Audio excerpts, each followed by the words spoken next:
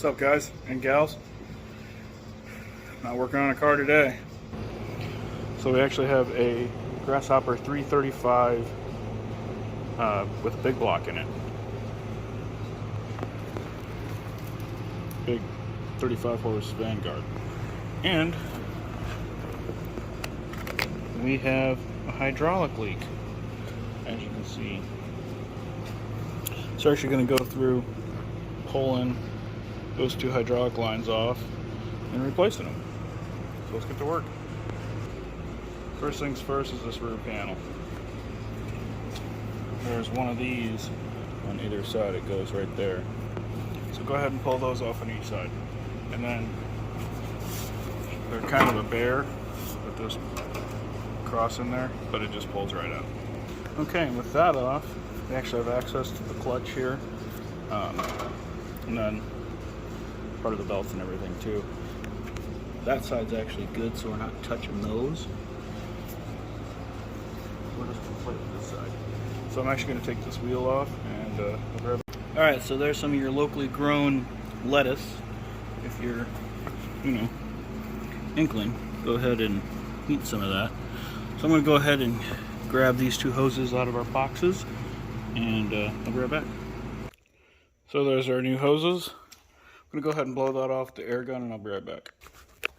So on this side, they're actually 1-inch nuts, fittings, and on that side, right here, they are 7/8. I didn't have a 1-inch wrench, so use one of these. So I'm going to loosen those up and I'll grab it. Okay, so I got the old one out. I got a oil pan right there. I'm going to go ahead and pull the oil filter off so I have more room to work, but I'm going to have to go get a wrench for that. I'll be right back. Okay, I got that out of there, so now I can hold my hose in place and put that on there. Okay, we got both of those on there. Next is that stupid T. It goes from one side to the other and then connects in the center. So I'm going to go ahead and do that, and well, start that anyway. I'm going to clean it down there first, but I don't know if you can see it, but that's where she goes there. And then on the sides it just goes to right down there. It's pretty easy to follow that one. Come over here. That one's a little more difficult to follow, but you can kind of see it. It goes down there a little ways, so we'll get down to that. Either that, or I may just put a union right in here somewhere. I don't know. I'll see if I can get to it easily. So to get to this side, I'm actually going to remove this guard along with this wheel. So I think I've changed my plan of attack. I'm actually going to take this panel off, which involves 2 bolts there, 2 bolts there.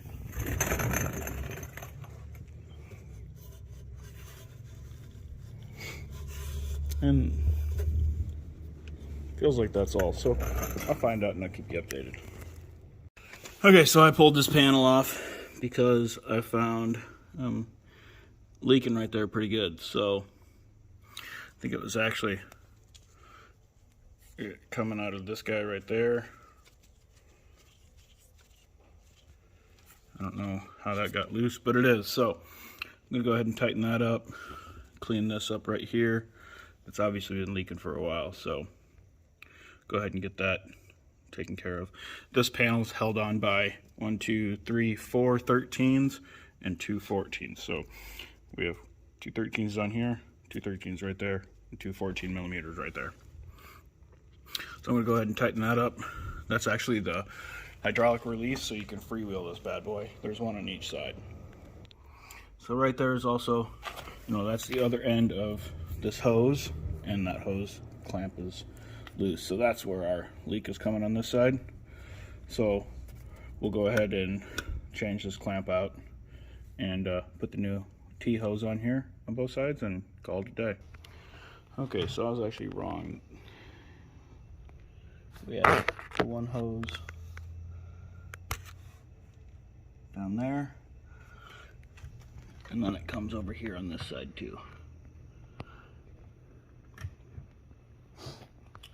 The freewheel bolt on this one is on the inside right there. So there it is. All those clamps are bad. I was able to pull that center one off without even undoing the clamp. So we'll go ahead and put on a new hose, but I'm going to do that tomorrow. I'm beat for today. So like, subscribe, comment. We'll pick this video up tomorrow, so keep watching. So that's your part number for this T-hose. And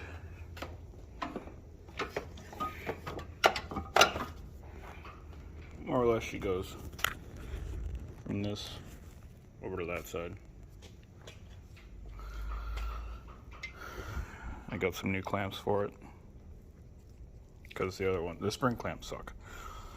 These are just 3/8 to 7/8, I think it is. I'm not sure, but just a small clamp. So I'm going to go ahead and shove this on there, and I'll be right back. Again, each one goes to the side of the hydraulic motor, and then that one, I don't know if you can see it down in there, but it goes right there. And then this one goes right there on this side. So I'm going to go ahead and get that put on, and I'll be right back. Okay, we got them all in. Our nice new shiny hose. That clamp down there is a pain in the ass to get to. So now we're going to change the oil. I already pulled the oil filter off, and nothing in this thing is easy to see. Right down there, you can kind of see it right by the fan, is the oil drain plug. So we're going to grab that, we're going to pull that out, and let her drain.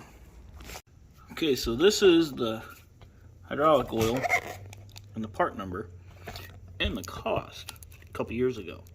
So it's over 21 bucks a quart right now. Okay. Now, cool thing, if you don't want to run that, I'm running that because we still have some.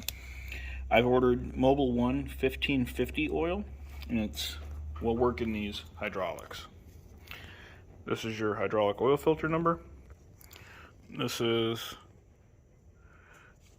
your Briggs & Stratton oil filter. Nothing special. So your hydraulic oil filter is hard to see, but